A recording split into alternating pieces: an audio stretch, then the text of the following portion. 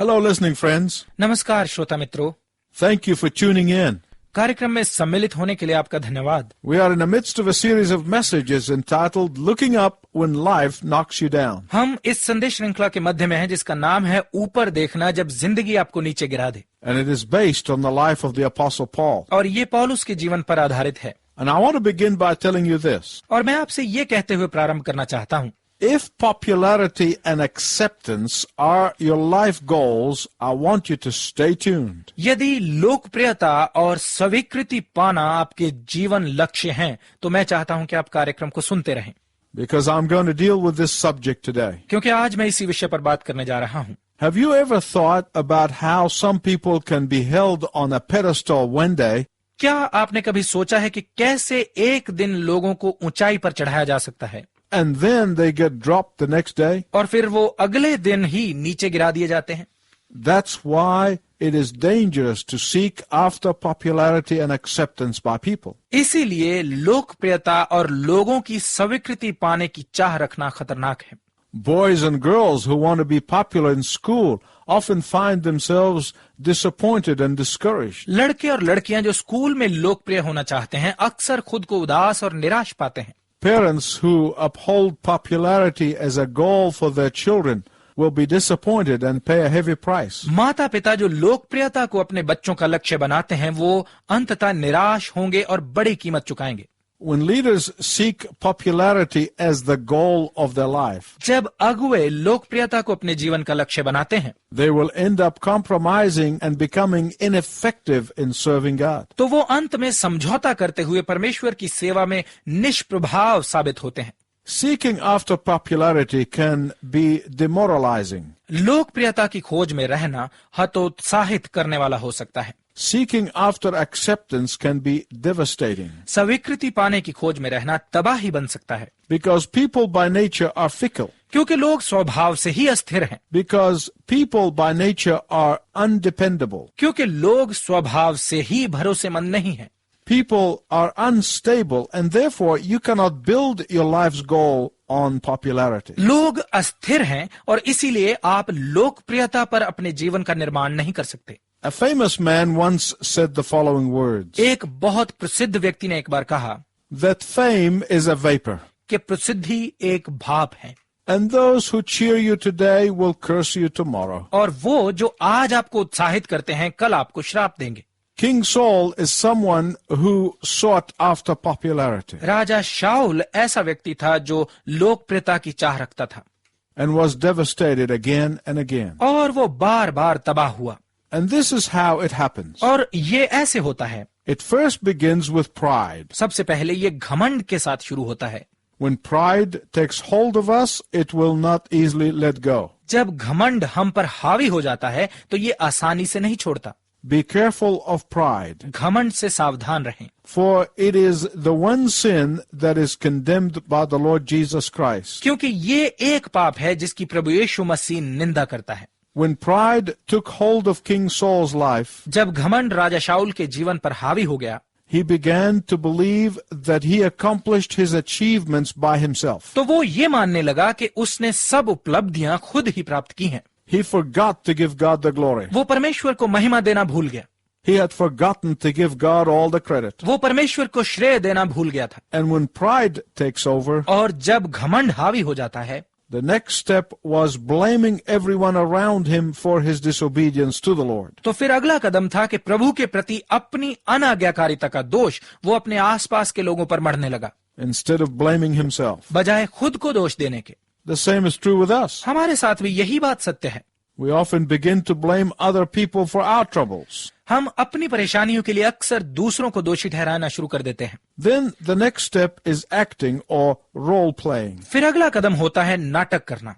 And that's precisely what King Saul began to do. और राजा शाऊल बिल्कुल यही करने लगा। He began to pretend to be repentant. वो खुद को पश्चातापी दिखाने लगा। When we pretend to repent, जब हम पश्चाताप का दिखावा करते हैं, there may be an outward change, but on the inside there is no change. तो हो सकता है कि बाहर से बदलाव दिखाई दे, परंतु अंदर कोई बदलाव नहीं होता।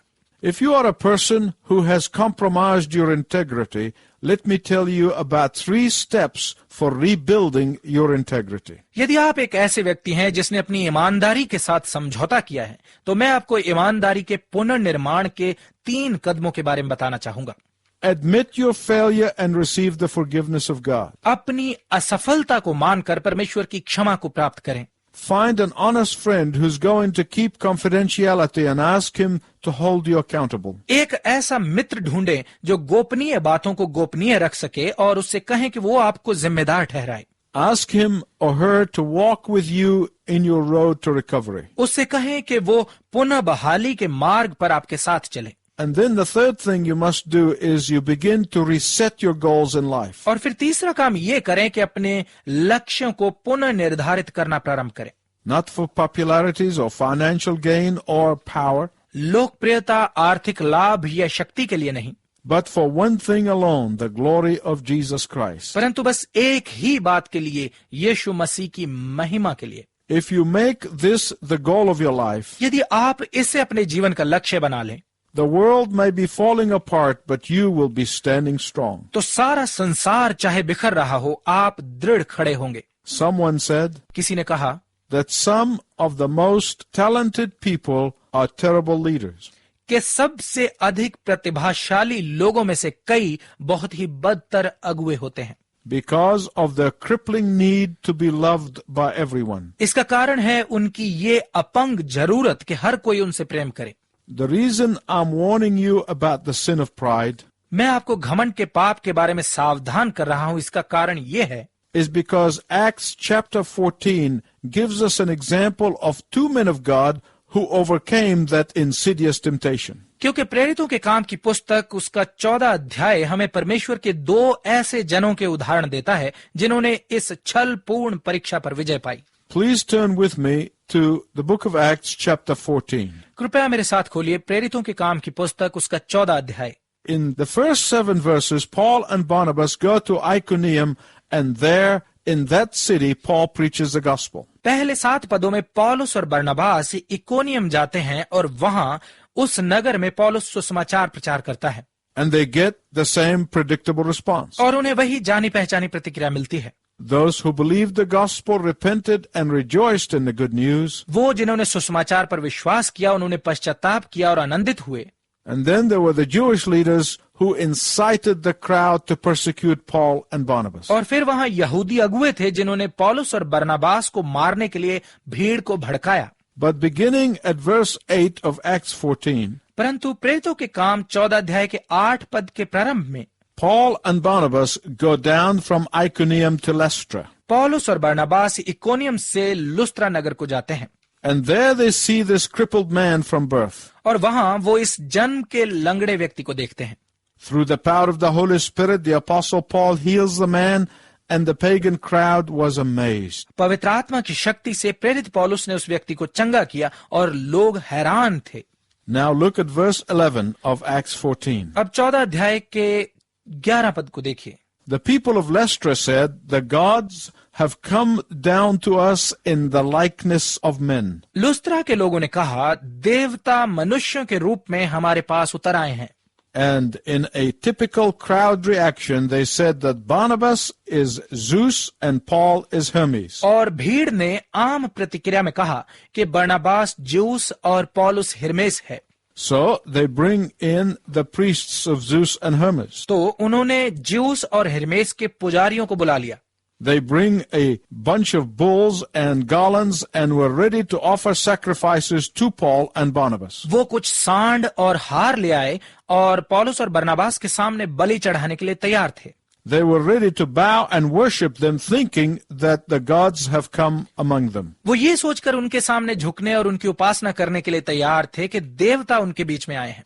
But the Bible tells us that for a few minutes, Paul and Barnabas did not understand what was going on. परंतु बाइबल हमें बताती है कि कुछ क्षणों के लिए तो पौलुस और बरनबास समझ ही नहीं पाए कि क्या हो रहा था। And as soon as Paul and Barnabas discovered what the people were trying to do, और जैसे ही पौलुस और बरनबास को पता चला कि लोग क्या कर रहे थे, they tore their clothes as a sign of being horrified. तो उन्होंने भयग्रस्तता के चिन्ह के रूप में अपने कपड़े फाड़ डाले। Why did they call Barnabas and Paul Zeus and Hermes? उन्होंने बरनबास और पौलुस को ज्यूस और हिरमेस क्यों पुकारा? Why did they want to worship them? वो उनकी उपासना क्यों करना चाहते थे? I want to tell you why. मैं आपको बताना चाहता हूँ क्यों। Because in the city of Lystra, क्योंकि लुस्त्रा नगर में there was a mythology recorded by a poet named Ovid. एक पौराणिक कथा थी जो ओविड नामक एक कवि ने दर्ज की थी, And this is how it goes. और ये इस प्रकार से थी। The gods Zeus and Hermes once came to earth into the city of Lystra disguised as human beings. एक बार ज्यूस और हिरमेस देवता मनुष्यों का रूप धारण करके धरती पर लुस्त्रा नगर में आए, And when they arrived in Lystra, they asked for hospitality and accommodation. और जब वो लुस्त्रा में पहुंचे तो उन्होंने पहुनाई और रहने के लिए जगह चाहिए। Then they knocked on 1,000 doors, but nobody would offer them hospitality. फिर उन्होंने 1000 घरों के दरवाजे खटखटाए, परंतु किसी ने उनकी मेहमान नवाजी नहीं की। But there was a peasant man by the name of Philemon and his wife Bacchus. परंतु वहां एक फिलेमोन नाम का किसान अपनी पत्नी बाउसिस के साथ रहता था। This couple took those gods into their humble cottage and offered them all they need. ये पति पत्नी उन देवताओं को अपने छोटे से घर में ले गए और जो उन्हें चाहिए था वो दिया। And the myth goes on to say और ये लोक कथा आगे कहती है that the gods rewarded Philemon and his wife by turning their humble cottage into the temple of Zeus and Hermes. कि उन देवताओं ने उनके छोटे से घर को ज्यूस और हिरमेस का मंदिर बनाकर उन्हें इसका प्रतिफल दिया। But then they destroyed the rest of the population of Lystra in revenge for not receiving accommodation. परंतु फिर उन्होंने रहने की जगह न देने के प्रतिशोध के रूप में लुस्त्रा नगर की बाकी सारी आबादी को नाश कर दिया। So, my listening friend, you can imagine what this pagan population of Lystra thought of Paul and Barnabas. तो मेरे श्रोता मित्र, आप कल्पना कर सकते हैं कि लुस्त्रा की इस अन्य जाति आबादी ने पौलुस और बरनबास को क्या समझा। You can imagine the reaction when they saw a man healed before their eyes. आप उस प्रतिक्रिया की कल्पना कर सकते हैं जब उन्होंने एक मनुष्य को अपनी आंखों के सामने चंगा होते देखा। They said, we don't want to repeat the mistake of our ancestors. उन्होंने कहा, हम अपने पूर्वजों की गलती को दोहराना नहीं चाहते।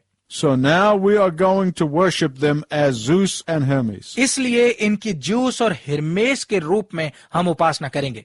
Now, I want to ask you a question, my friend. अब मेरे मित्र, मैं आपसे एक प्रश्न पूछना चाहता हूं।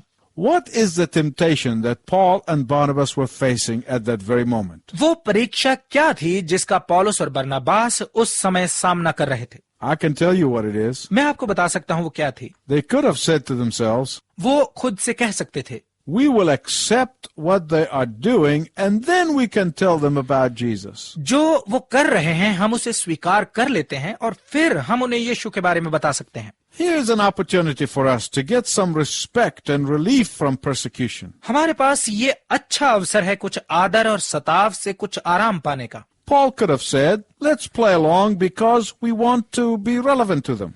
पौलुस कह सकता था, चलो हम इनके प्रासंगिक हो जाते हैं क्योंकि हम इनमें घुलना मिलना चाहते हैं। On the contrary, Paul went on to preach a relevant message. इसके विपरीत पौलुस ने एक प्रासंगिक संदेश सुनाया। Knowing that these pagans worship nature, he talked to them about God, the creator of nature. ये जानते हुए कि ये अन्य जाति सृष्टि की उपासना करते हैं, उसने उनसे सृष्टि के सृष्टिकर्ता परमेश्वर के विषय में बात की। These people were worshipping myth and unreality, and therefore the Apostle Paul was telling them about the real God who became a real man. ये लोग काल्पनिक और अवास्तविक चीजों की उपासना करते थे, इसलिए प्रेरित पौलुस उन्हें वास्तविक परमेश्वर के बारे में बता रहा था जो वास्तविक मनुष्य बना। He told them about the real God who died a real death, उसने उन्हें असली परमेश्वर के बारे में बताया जो असल मृत्यु मरा, and who was resurrected, real resurrection from the real death, और जो जी उठा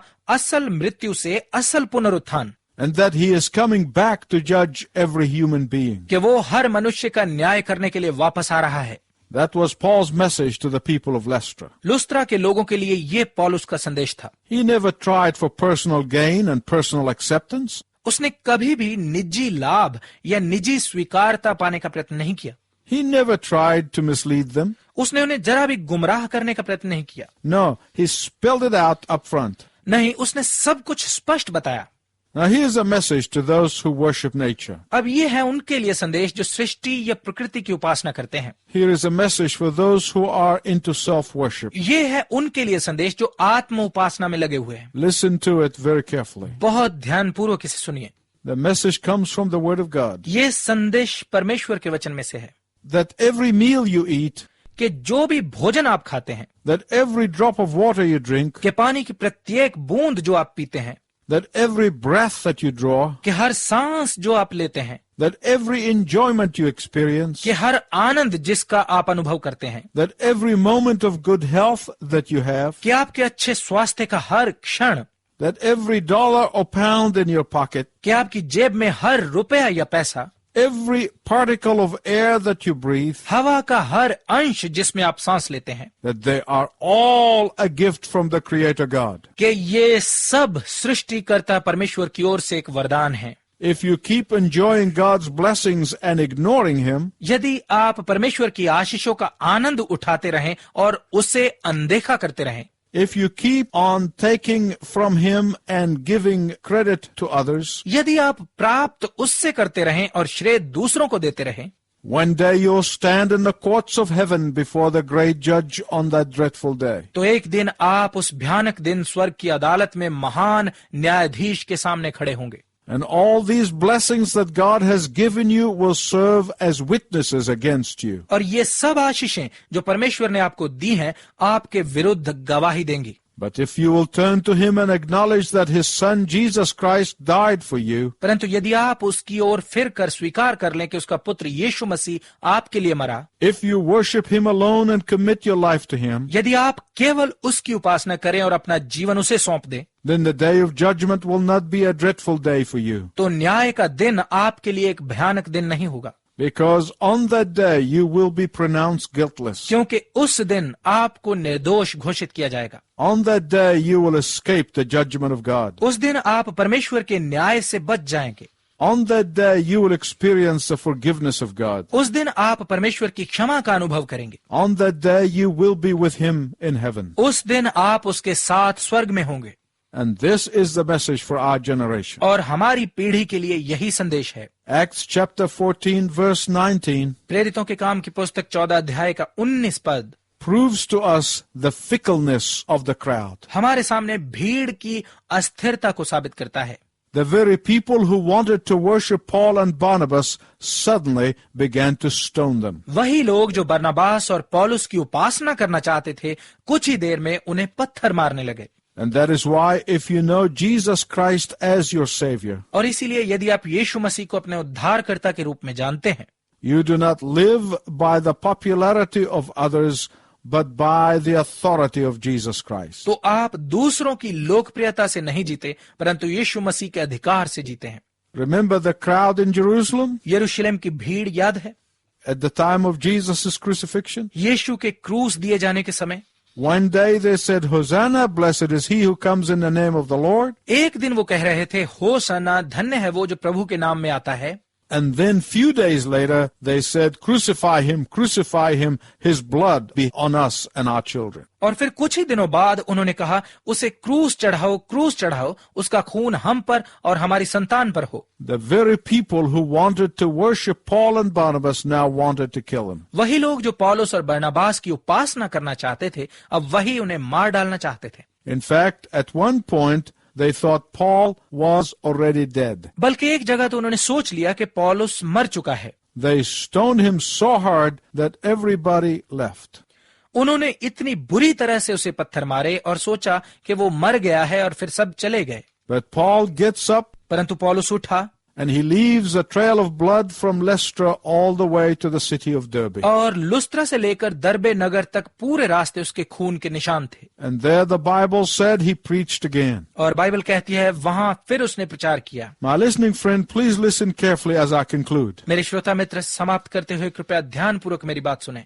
The desire for approval can be so strong that some people will do strange things to gain it. स्वीकृति पाने की इच्छा इतनी प्रबल हो सकती है कि कई लोग इसे प्राप्त करने के लिए अजीब तरह के काम कर जाते हैं। And spiritually speaking, many of us are guilty of pursuing popularity. और आत्मिक रीति से कहें तो हम में से बहुत सारे लोकप्रियता का पीछा करने के दोषी हैं।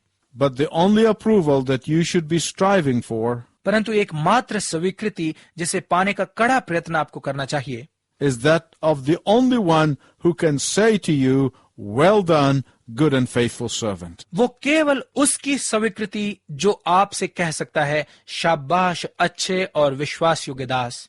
Let me ask you this as I conclude. मेरे समाप्त करते हुए मैं आपसे ये पूछना चाहता हूँ, What is the goal of your life?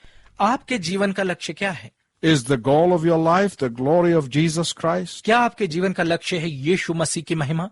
If it is not, will you make that to be the goal of your life today? यदि ऐसा नहीं है तो क्या आज आप इसे अपने जीवन का लक्ष्य बनाएंगे? Because any other goal that is not anchored in this one क्योंकि कोई भी और लक्ष्य जो इसमें नहीं जुड़ा है will bring misery and grief. वो शोक और संताप का कारण ही बनेगा। But when your goal is to bring honor to the name of Jesus Christ, परंतु जब आपका लक्ष्य है यीशु मसीह के नाम को महिमा देना, the world may be falling apart all around you, but you will emerge victorious. तो आपके आसपास चाहे सारा संसार बिखर रहा हो, आप विजेता बनकर सामने आएंगे। Until next time, I wish you God's richest blessing. अगली बार तक मैं आपके लिए परमेश्वर की उत्तम आशीष की कामना करता हूँ।